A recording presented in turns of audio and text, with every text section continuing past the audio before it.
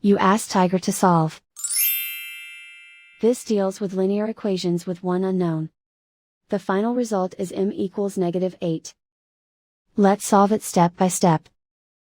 Group all constants on the right side of the equation. Add 7 to both sides.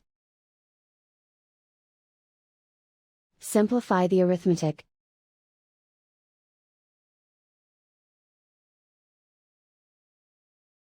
Isolate the m.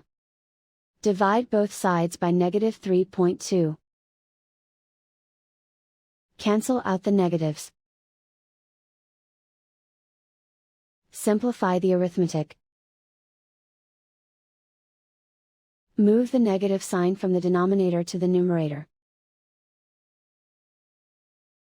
Simplify the arithmetic. And so the final result is m equals -8.